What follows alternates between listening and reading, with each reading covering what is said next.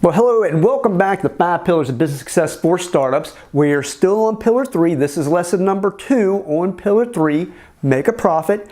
And as you recall from our last lesson, we introduced the idea of an entrepreneurial profit, and that is basically cash left over after paying all the business bills and all of your personal bills. But you notice here on the screen we have personal first, because your personal expenses are actually what we're after. You have to pay all your personal bills and all your business bills in order to stay in business and avoid survival mode. And if you have more cash than you need, well, then you need to pay your business bills and your personal bills, you're going to have cash left over for growth and reinvestment, and you're going to be able to avoid debt, which we're trying to do, as you'll see in a second. And this is loosely called, if you think about entrepreneurial profit, if you're into economics, if you understand some basic economics, it's very similar to an entrepreneurial profit, meaning that we're after not only paying all the business expenses, but we want income left over after a reasonable rate of return. And that reasonable rate of return has got to be your bills, at least your bills. We want to generate more than that so we can reinvest in the business. But at a minimum, you got to pay your personal bills from your business. So that's the point. And the only alternative, if you think about it, if you're not generating enough, unless you sacrifice your lifestyle, fall into survival mode, or you're very, very good at budgeting, the only alternative is to go into debt. And debt is a risk. We know a lot of business owners have to go into debt for one reason or another, but our goal here is to really avoid debt if we can, because it is risk and it increases your chances of slipping into survival mode. And most of us don't have a bunch of investors or a lot of cash lying around. So we have to do the best we can with the cash coming in. And debt, we go into a lot more detail about why debt's bad, but for purposes of the 5 pillars, we want you to avoid debt. It greatly increases your chances of success. So let's move forward here. How do we calculate entrepreneurial profit? Well, basically, we're going to show you that.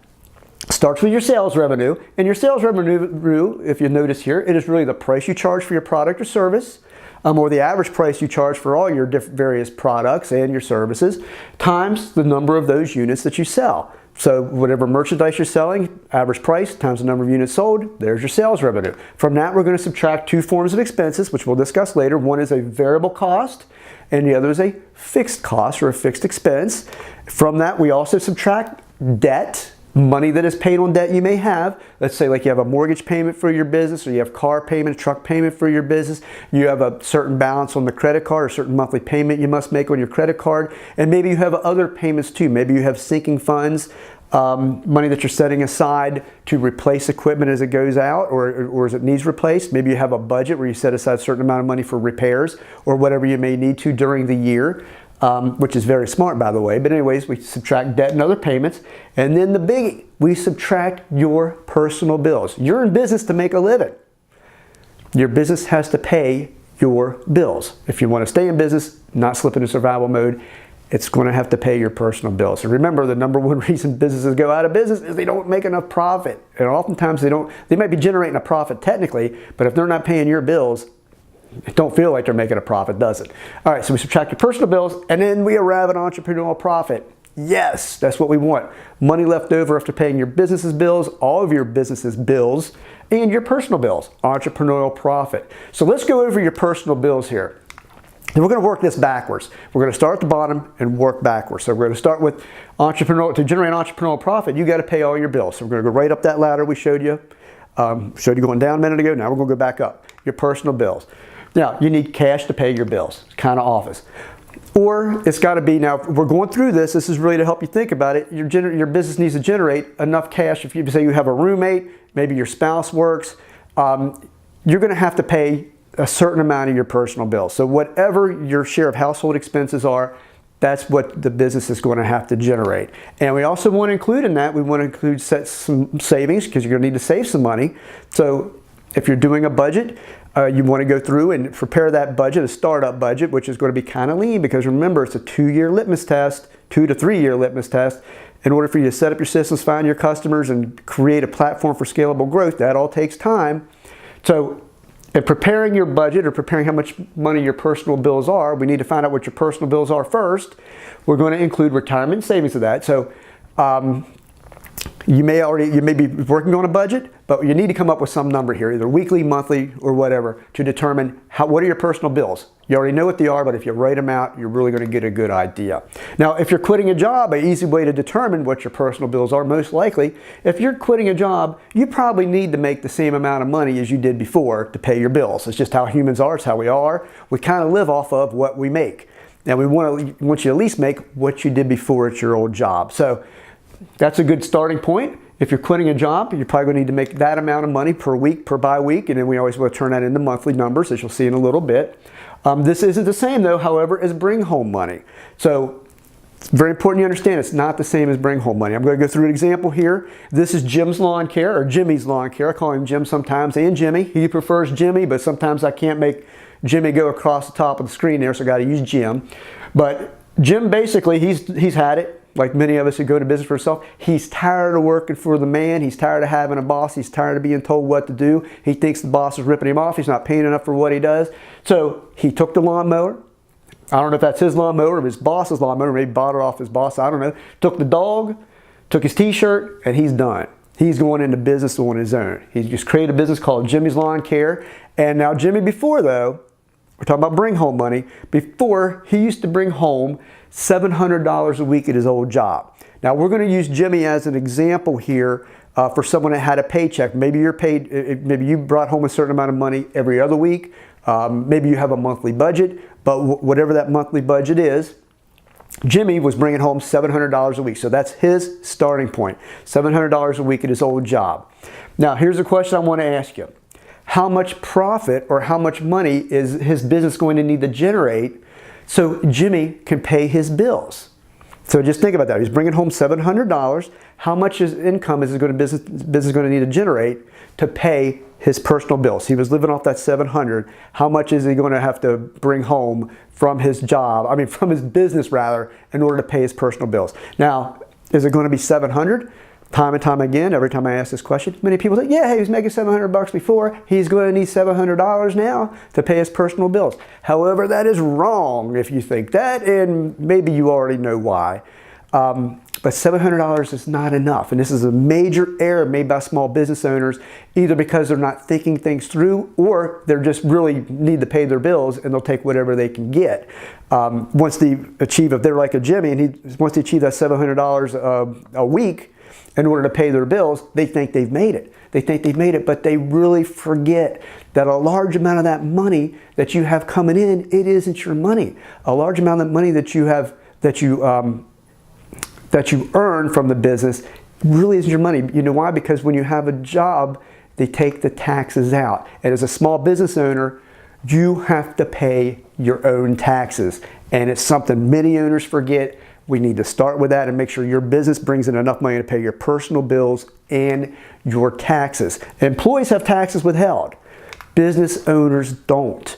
So remember that. It requires a lot more discipline, and that's one of the reasons I believe the Congress, the IRS, the Treasury Department, and forces employers to have the income taken out or the taxes taken out of your paychecks or your employees' paychecks, because they know at the end of the year those employees are not going to pay their taxes on their own.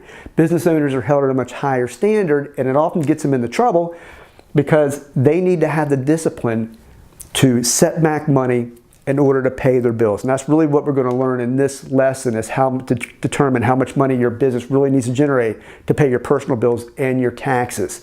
The business pays all your personal bills and your taxes. So it's got to be generating enough so you can live off of and pay the taxes on that income. How much tax do self-employed folks pay? You might be surprised to learn this, because before you had most of it taken out of your paychecks. You never really noticed. If this is your first time going into business, you need to prepare yourself, because it's really kind of crazy. We need to pay what was called self-employment tax. Now, what self-employment tax really is, it's kind of like a FICA tax. You have it taken out of your paychecks, but your employer matches it when you're an employee. Which is basically 12.4% of Social Security, up to $128,700 in 2018. You really don't need to know that. But then Medicare is 2.9%, and when you were an employee, you only paid half of this. Your employer paid the other half. Now, if you're self-employed, you're paying the whole 15.3%, and that's a good chunk of change at the end of the year. Oftentimes it's your biggest tax, business owners, particularly when they're starting out, have to pay. Now then you also have to pay your federal income tax. Now this is very difficult to determine. It's for most of us, it's going to be between somewhere to 10 to 20% of whatever your business generates needs to be set aside to pay federal tax. I could do a whole class on determining federal tax, but it can be very confusing. That's why I have a question mark there, because we're going to use 20%. I don't really know what's called your effective federal tax rate. Federal taxes are based on a marginal rate, meaning the higher the income, the higher the rate. So you got to go through all those brackets to determine what your current rate is, but you've already paid those other rates. We don't have time to do that here, and really you probably don't want to do it. We just want to get you a good formula so you can determine how much money your business needs to generate. And then if you live in a state that has state tax or local tax, you're going to pay that too. So you have to pay all these different taxes.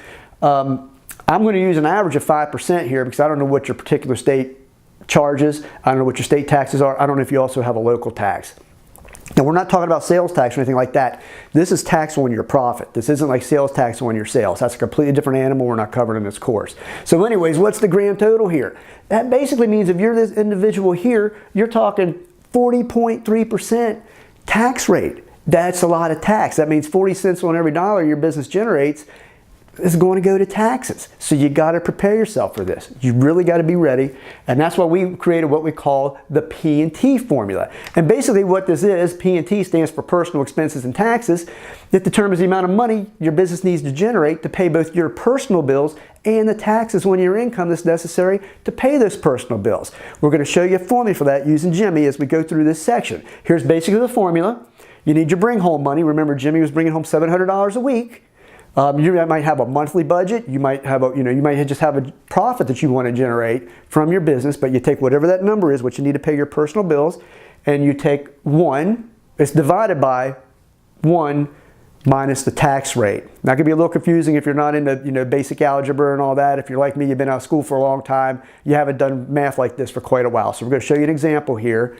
Now this here, the bring home money, that could be your personal bills. This could be your net pay from a job. It could be a weekly paycheck or a bi-weekly paycheck. And this also could just be the profit you want your business to generate, as I said a second ago. And here's your tax rate. That's your federal tax at 10 to 20%. Self-employment tax, you notice we're not doing 15.3 because we're just kind of keep it simple. 15%, then you have a state tax, 5% if you have a state tax. So I got question marks here because you need to kind of determine these two on your own. Okay, so let's look at Jimmy's P&T. Personal expenses and his taxes. What steps is he going to go through? First, he needs to determine his tax rate. Now for Jimmy, he lives in Florida, so he can mow all year long because the weather's nice. Well, it's going to rain about 1 day a week. You're going to find out later, so he's not going to be able to mow all the time, but he can mow year round. That's a good thing for Jimmy. The grass is always growing in Florida. So he's got 20% federal. His wife works, so he's going to be at a higher marginal tax rate. So all the income that comes into his household is going to be taxed at a higher rate, so he's assuming 20%. And if you have an accountant or a tax person to help you out determining this, go to it. They can probably help you, but if not, we're going to use some basic numbers here. It's all going to be a ballpark within what we're doing here. So 20% for federal, 15% for self-employment tax. So his determine